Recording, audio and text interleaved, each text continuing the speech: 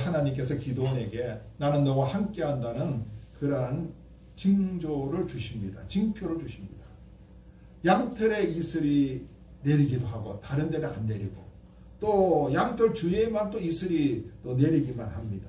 이런 놀라운 그러한 징표를 하나님이 기드온에게 주십니다.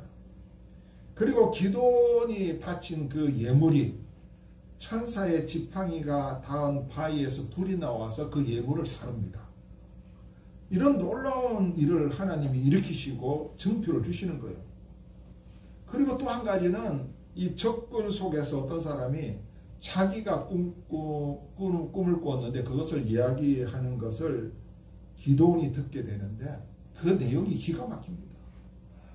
그 꿈의 내용이 기드온이 미디안을 쳐서 승리한다는 것입니다. 이러한 증표들을 하나님께서 기드온에게 주셨습니다. 왜 주셨을까요? 왜 주셨을까요? 이 증표를 주실 때는 뜻이 있죠. 내가 너와 함께 한다는 겁니다.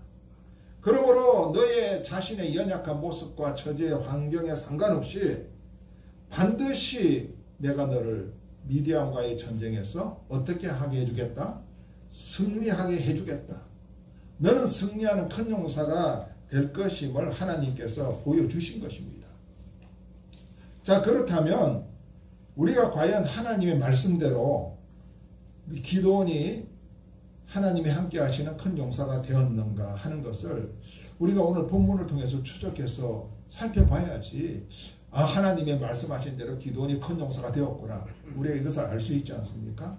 먼저 기드온이 하나님께서 함께 하신 큰 용사가 되었는가를 알아보기 위해서는 미디안과 싸우게 될 이스라엘 사람들을 살펴보는 것이 필요합니다. 미디안의 연합군의 숫자가 몇 명인지 아세요? 성경에 보면 8장 10절을 보면 13만 5천 명이나 됩니다. 얼마나 많은지 본문 12절에서는 그 숫자가 메뚜기와 같다. 그리고 그들이 타고 다니면서 전쟁을 하거나 또는 군사물자를 나르는 그러한 수송할 수 있는 낙타의 수가 해변의 모래처럼 많다고 말을 하고 있습니다. 이건 대단한 숫자입니다. 대단한 숫자. 이제 미디안 연합군과 싸울 이스라엘 사람들을 모집해야 되지 않겠어요?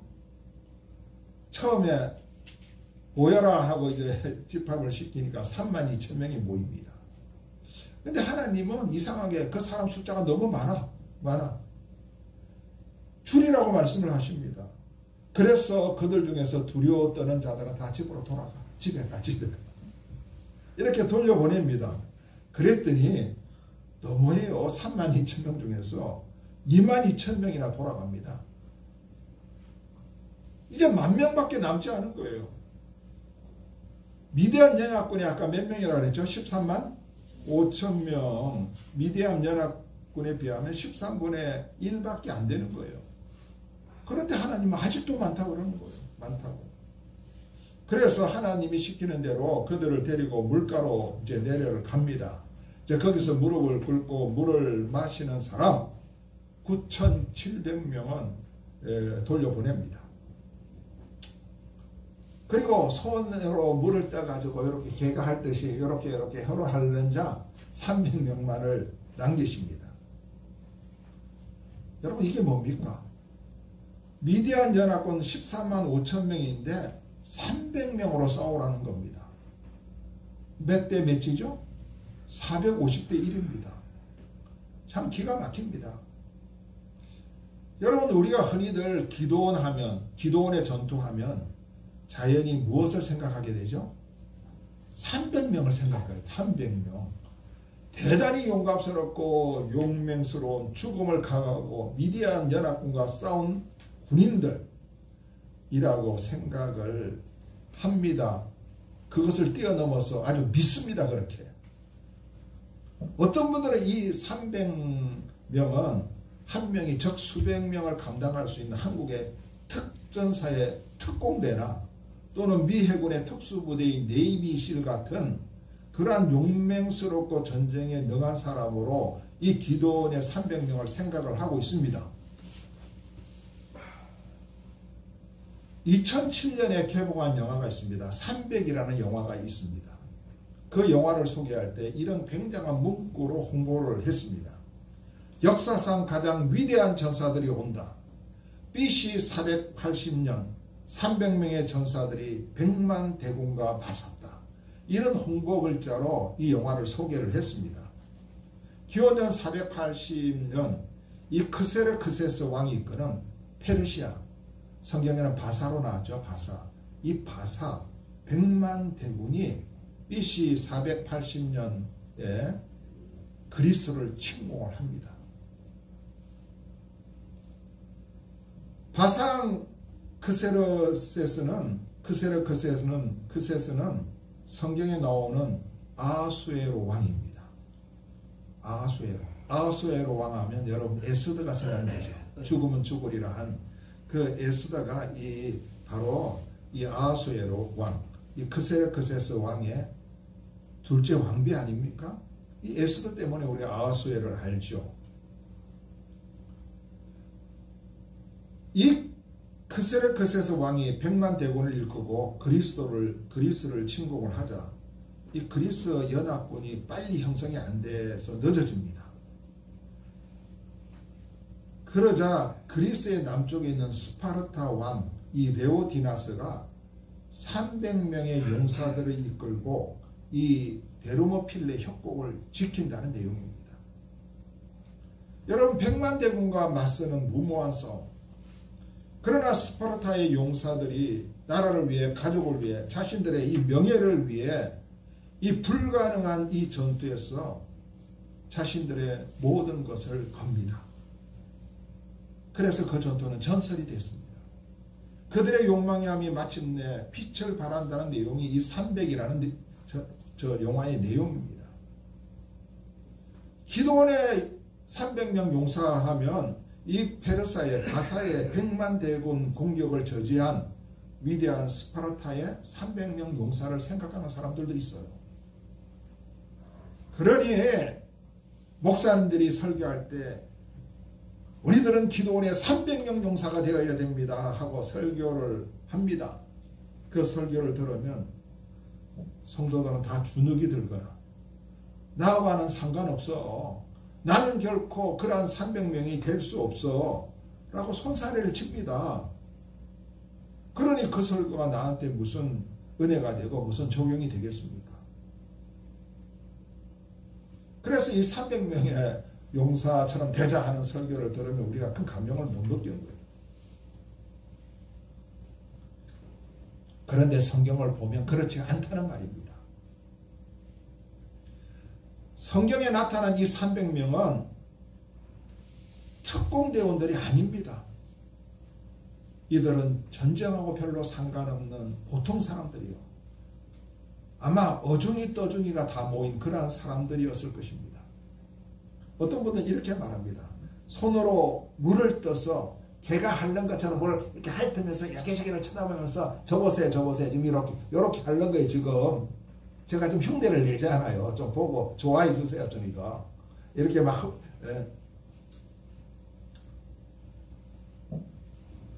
이렇게 핥으면서 주변에 적이 오나 오지 않나를 살피면서 물을 마시는 사람들이기 때문에 이들은 민첩하고 또 주변을 경계하는 자들이기 때문에 이번 전쟁에 적합하다는 것입니다. 그리고 무릎을 꿇고 마시는 자는 이게 뭐 우리처럼 이렇게 무릎을 꿇고 보다도 이게 퍽퍼대 맞는 거죠. 그냥 퍼대가 앉아서 이 물을 마시기 때문에 이 사람들은 아예 전쟁에 신경 쓰지 않고 그냥 꿀꺽꿀꺽 목마르다고 마시는 사람들이기 때문에 이런 자들은 전쟁에 적합지 않는 자들이다. 그래서 이 물을 떠가지고 개가 핥는 것처럼 주변을 보면서 핥는 자, 요 사람들이 전쟁에 적합하기 때문에 하나님이 그 사람을 뽑았다. 이렇게 이야기를 합니다. 그럴듯하지 않습니까?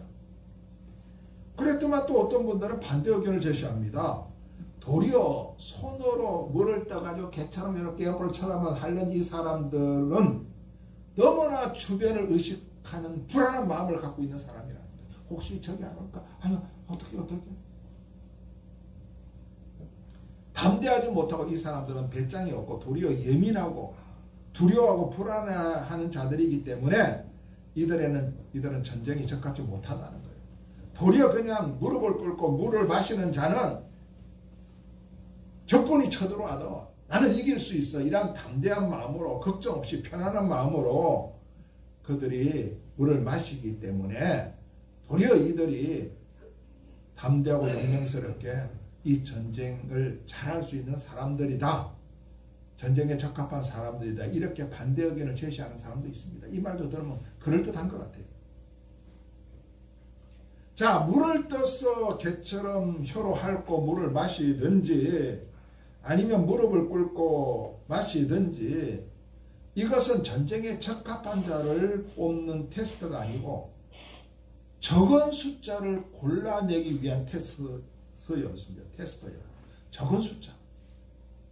아마 손에 물을 떠서 핥아 먹는 자가 9,700명이었고 무릎을 꿇고 마시는 자가 300명이었다면 하나님은 어떤 사람들을 선택했을까요? 하나님은 무릎을 꿇고 물을 마시는 300명을 선택했을 겁니다. 왜? 그 숫자가 적은 숫자이기 때문에. 하나님은 적은 숫자를 원하신 것입니다. 32,000명 모였을 때도 하나님은 그 숫자가 너무나 많다고 2절에 말씀을 하셨습니다. 그리고 10,000명이 남았을 때도 4절을 보면 하나님이 아직도 많다라고 말씀을 하셨습니다. 하나님은 적은 수를 원하셨어요. 적은 수. 왜 그럴까요? 만일에 많은 수로 전쟁을 이겼다면 이스라엘 백성들이 교만해가지고 우리가 이겼다 하고 말할까봐 하나님께서는 적은 숫자를 원하신 거예요. 자, 그것이 본문 2절에 있습니다. 우리 2절 다 같이 한번 읽을까요? 사사기 7장 2절 한번 찾아서 읽어볼까요? 자, 못 찾아서 제가 읽을게요.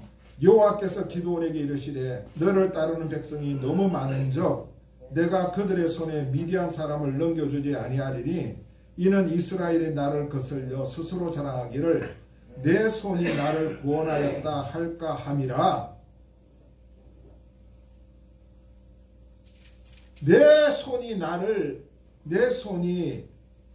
내가 이 미디안 사람을 쳐서 우리 이스라엘 백성을 구원했다라고 이렇게 자랑할까봐 하나님께서 적은 숫자를 남기신 거예요. 적은 숫자. 본문 2절에서 하나님의 마음을 그렇게 표현하고 있잖아요. 하나님은 물론 300명이 아니라 10명을 가지고도 미디안 사람들을 이길 수가 있죠. 뭐 사람이 아무도 없다 할지라도 하나님은 능히 이기실 수 있는 분이십니다. 그러므로 전쟁에 참여할 사람을 뽑은 것을 보면 기드온과 그를 따르는 사람들이 싸워서 이기는 전쟁이 아니라 하나님이 싸우시는 전쟁임을 우리가 알 수 있는 거예요. 이 전쟁에서. 그러므로 기드온이 자기가 전쟁에 대한 능력이 있어서가 아니라 하나님이 함께 하시기 때문에 전쟁에 승리하는 큰 용사가 된 것입니다. 오늘 본문은 우리에게 줄기차게 이것을 말씀하고 있는 거예요. 그러므로 우리는 사람을 의지해서는 안 됩니다. 사람의 숫자가 많고 그래서 자랑해서 안 된다는 사실입니다. 이사야서 2장 22절에 보면 너희는 인생을 의지하지 말라. 그의 호흡은 코에 있나니 새말 가치가 어디 있느냐 라고 말씀을 하고 있습니다. 저도 최근에 계속 하나님께서 이런 기도를 시키는 거예요. 너의 교회는 적은 교회가 아니다. 너의 교회는 사람이 적다고 너의 교회가 일을 못하는 게 아니다. 오늘 우리는 너무나 적은 교회, 사람이 몇 명 안 되는 교회를 자꾸만 우리 입으로 말을 해요. 그리고 그걸 보고 자꾸만 우리가 위축이 되는 거예요. 이게 숫자의 함정입니다. 숫자가 많으면 좋아하고 교만해지고 숫자가 적으면 위축해서 뒤로 물러가고. 그래 50억 숫자 많은 거 좋아하는 사람들 그 함정에 빠진 사람은 어떻게 되겠습니까? 요런 몇천억 요즘 그 숫자 좋아해서 그걸 쫓아간 사람들 저는 엄청난 큰 함정에서 고생할 거라고 생각이 들어요. 오늘 우리가 이 말씀을 듣고 이런 우리의 연약한 생각들을 다 끊어버려야 돼요. 얼마든지 함께하는 교회 우리들, 가진 것이 없는 부족한 우리들이 할지라도 하나님은 놀라운 일들을 하신다는 말씀입니다. 그것이 오늘 말씀이 우리에게 주는 교훈이에요. 너희는 큰 용사라는 거예요. 뭐 여호수아가 뭐가 있어서 큰 용사입니까?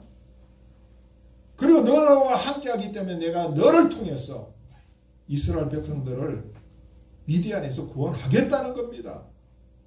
그러니 너는 사람의 숫자를 생각하면서 군인을 뽑지 말라는 거예요. 내가 하는 전쟁은, 내가 싸우는 전쟁은 내가 싸우기 때문에 그 사람이 전쟁에 능력이 있나 없나 그것이 문제가 되는 것이 아니라는 거예요. 적은 숫자로 뽑으라는 거예요. 적은 숫자. 그렇다면 오늘 우리가 적은 숫자 아닙니까?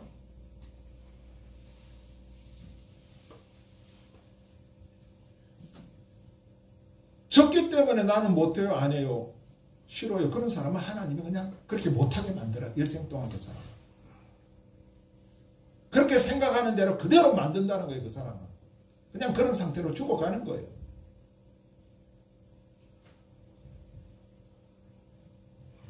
출애굽기 15장 3절에 보면 여호와는 용사시니 여호와는 그의 이름이 있으로다. 하나님의 이름이 용사의 용사. 우리를 위해서 싸우시는 용사라는 겁니다. 그래서 우리가 이렇게 이스라엘 사람들, 모집된 이스라엘 사람들을 보면 하나님께서 기드온을 큰 용사라고 함께 하시고 또 미디안을 구해냈는가 하는 것을 알 수가 있다는 사실입니다. 또한 기드온이 하나님이 함께하는 큰 용사였는가를 알기 위해서는 기드온이 연합군과 싸우기 위해서 세운 전략을 살펴보는 것이 중요합니다. 전쟁 전략이죠.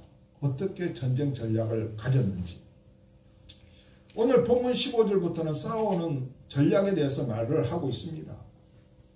300명을 100명씩 세 팀으로 나눕니다.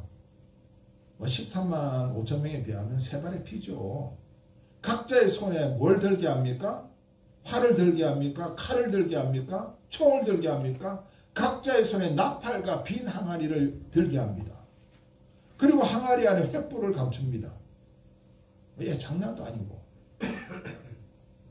기도원의 지시가 있으면 항아리를 붙들고 왼손에 횃불을 딱 들고 오른손에 나팔을 불고 빵빵빵 나팔을 불면서 여호와를 위하라, 기도원을 위하라고 외치는 것입니다. 이것이 전쟁 전략의 전부입니다. 연합군 13만 5천 명과 싸우는 300명이 실행해야 될 전략입니다. 아니 이게 무슨 전쟁 전략입니까? 어린아이 장난도 아니고 나팔을 불고 항아리를 깨고 뭐 횃불을 들고 300명이 외치는 것으로 과연 13만 5천 명이 기가 죽어서 도망하겠습니까? 여러분 나팔을 불고 횃불을 들고 소리 지르는 것은 누구나 할 수 있는 거예요. 초등학생도 할 수가 있고 여자도 할 수가 있고 노인도 할 수가 있고 전쟁의 전자도 모르는 사람도 할 수가 있는 겁니다. 이런 것을 보면 300명이 뽑혀진 것은 전쟁에 적합한 자를 뽑는 것이 아니라 적은 수를 뽑는 것이었음을 다시 한번 우리가 이 성경에서 알 수 있는 거예요. 인간적으로 볼 때 이런 전략으로는 미디안 연합군을 도저히 이길 수가 없죠. 오늘 우리가 기드온이 세운 이 전쟁 전략을 살펴보면 이것은 분명히 기드온과 300명이 미디안 연합군을 대항해서 싸우는 전쟁이 아니요. 누가 싸우는 전쟁이라고요? 하나님이 싸우는 전쟁임을 우리가 다시 한번 보게 된다는 겁니다. 그래서 하나님이 함께 하셔서 기드온은 큰 용사가 될 수밖에 없었구나 하고 우리가 깨닫는 전쟁이 바로 이 전쟁입니다. 여러분 전쟁을 많이 치른 사람이 누구예요? 여호수아가 그 광야에서 전쟁을 치르면서 가나안 땅을 향해서 갔지 않아요? 그리고 가나안 땅 들어갔어도 그 가나안 정복을 쫓아내는 전쟁을 많이 치른 사람이 여호수아입니다. 여호수아가 여호수아 23장 3절에 이렇게 말합니다. 너희의 하나님 여호와께서 너희를 위하여 이 모든 나라에 행하시는 일을 너희가 다 보았거니와 너희의 하나님 여호와 그는 너희를 위하여 싸우신 이시라. 아멘. 아멘. 너희 하나님 여호와 그는 너희를 위하여 우리를 위해서 싸우신 분이라는 거예요. 전쟁을 많이 한 여호수아가 결론을 내렸습니다. 이렇게 우리가 승리할 수밖에 없었던 것은 하나님이 우리를 위해서 싸우셨다는 겁니다. 또 기드온이 하나님이 함께한 큰 용사였는가는 위대한 연합군과 싸운 전쟁의 결과를 보면 알 수가 있습니다. 여러분, 전쟁의 결과는 참 중요합니다. 이겼는가 졌는가 이게 중요하잖아요 지금. 그래서 우리가 지금 빨리 전쟁에서 우크라이나가 승리하고 그렇게 기도도 하고 그러잖아요. 빨리 전쟁이 끝날 수 있도록 기도하는데 누가 이기고 누가 졌는가, 누가 승리하고 패배했는가 중요합니다. 자, 300명이 나팔을 불고 여호와와 기드온의 칼이다라고 외치고 적군의 진영을 300명이 에워싸기만 했는데 300명이 에워싸집니까? 13만 5천. 하여튼 어떻게 에워싸는 신용만 했는지 에워싸기만 했는데 미디안 연합군에게 이상한 일이 일어납니다. 그들은 뛰고 부르짖고 도망을 합니다. 이거 어떻게 된 일이에요? 그들이 뛰고 부르짖고 도망을 하고 갈팡질팡을 하면서 아우성을 치고 도망하는 것입니다. 그리고 자기들끼리 칼로 서로 칩니다. 희한한 일이 지금 일어나고 있습니다. 본문 20절 21절 제가 읽겠습니다. 세대가 나팔을 불며 항아리를 부수고 왼손에 횃불을 들고 오른손에 나팔을 들어 불며 외쳐 이르되 여호와와 기드온의 칼이다 하고 각기 제자리에 서서 그 진영을 에워싸며 그 온 진영의 군사들이 에워싸며 온 진영의 군사들이 뛰고 부르짖으며 도망하였는데 300명이 나팔을 불 때 여호와께서 그 온 진영에서 친구끼리 칼로 치게 하심으로 적군이 도망하여 스레다의 벳시다에 이르고 또 탑밭에 가까운 아벨몰라 경계에 이르렀다. 300명은 가만히 있어서 횃불만을 들고 있었고 나팔만 불었을 뿐인데 이런 놀랍고도 엄청난 일이 일어난 것입니다. 지금 누가 하신 것입니까? 지금 누가 싸우신 것입니까? 바로 하나님이 하신 것입니다. 기드온과 300명은 나팔을 불고 소리를 지른 것 외에는 한 것이 없습니다. 죄송하지만. 그런데 25절을 보니까 사람들이 미디안의 두 지휘관을 잡아 죽이고 그들의 머리를 기드온에게 가져옵니다. 적장의 머리를 기드온에게 가져왔다는 것은 뭘 말합니까? 기드온이 미디안의 연합군을 이기고 승리했다는 걸 보여주는 거예요. 적장의 머리를 잘라서 가져왔잖아요. 기드온은 큰 용사임이 분명합니다. 자기가 잘나고 뛰어나서 큰 용사가 된 것이 아니라 하나님이 너는 큰 용사라고 말씀하셨고 하나님이 함께 하셨기 때문에 기드온은 하나님의 말씀대로 큰 용사가 된 것입니다. 오늘 우리 자신을 살펴보십시오. 부족한 것이 많죠. 부족함 없는 사람 손들라 그러면 손들겠어요?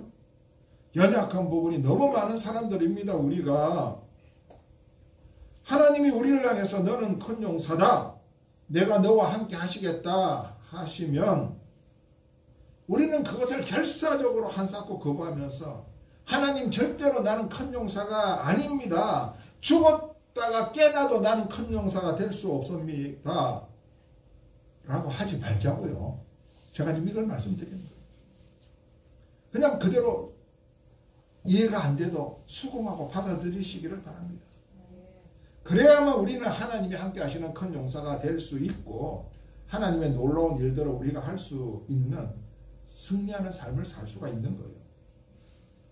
우리의 부족한 모습 때문에, 우리의 아무것도 없는 그 빈손의 모습 때문에 하나님의 말씀을 우리가 자꾸만 거부하고 수용하지 않는 그것이 솔직하고 정직한 것이 아닙니다. 그것은 겸손이 아닙니다.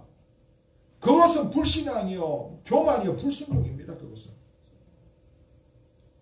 하나님이 우리를 통해서 놀라운 일들을 하실 것을 믿고 우리가 기대합시다. 예수님도 요한복음 14장 12절에서 분명히 말씀을 하셨습니다. 제가 여러 번 이 말씀을 했습니다. 내가 진실로 진실로 너에게 이르노니, 주님이 진실로 두 번 중복해서 말씀하신 그 매우 중요한 이야기라고 말씀드렸죠. 주님은 이 말 안 써도 그 말씀이 진실입니다. 진실로 진실로 내게 이르노니 나를 믿는 자는 내가 하는 그 일을 그도 할 것이요 또한 그보다 큰 일을 하리니 내가 아버지께로 가니라. 나를 믿는 자는 내가 할 일을 그도 할 것이요 또한 그보다 큰 일을 할 것이다. 우리가 주님보다 큰 일을 할 수 있다고 주님이 말씀하신 거예요. 이게 뭐 이렇게 믿으면 우리가 교만해지는 겁니까? 주님께서 허락하신 거예요. 우리로 하여금 나보다 너가 큰 일을 할 수 있도록 내가 해주시겠다는 거예요. 주님께서. 그게 뭐예요? 내가 아버지께로 갑니다. 내가 아버지께로 가고 보혜사 성령을 너에게 보내주겠다. 보혜사 성령이 오면 너희들이 나보다 더 큰 일을 할 수 있다는 거예요. 이게 교만입니까? 이게 안 하는 것이, 안 받아들이고 믿지 않는 것이 교만이고 불신의 것이. 그래도 자신이 없습니까? 여러분 그래도 믿지 못합니까? 그래도 소망을 갖지 못하겠습니까? 그것은 우리 자신을 그래도 바라보기 때문입니다. 저는 새해에는 우리 함께하는 교회가 하나님만을 바라보고 하나님의 말씀을 믿고 믿음으로 전진하시기를 바랍니다. 제가 연초에 기도할 때 하나님께서 계속해서 강력하게 이 말씀을 저희 교회 성도들에게 주셨습니다. 너희 교회는 작은 교회가 아니라는 거예요. 너희 교회는 숫자가 적은 교회가 아니라는 거예요. 내 앞에서 경교회 숫자가 많은 게 무슨 소용이 있냐. 난 그런 거 하나도 관심이 없다는 거예요. 하나님이. 내가 성령을 보내지 않았는가. 너가 그 성령으로 인해서 나보다 더 큰 일도 할 수 있을 것이다. 그랬지 뭐 큰 교회만 할 수 있다. 뭐 큰 성도가 많은 교회만 할 수 있다. 이렇게 주님이 말씀하셨나요? 오늘 우리가 너무나 위축되어 있어.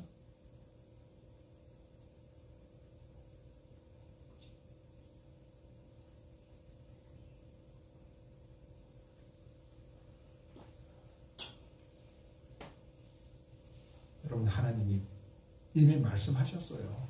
그러니까 그런 마음이 들 때 여러분들이 나는 절대 아닙니다. 하나님 그래도 나는 아닙니다. 이렇게 말하면 안 돼요. 이제. 그래 뒤로 물러서면 안 돼요.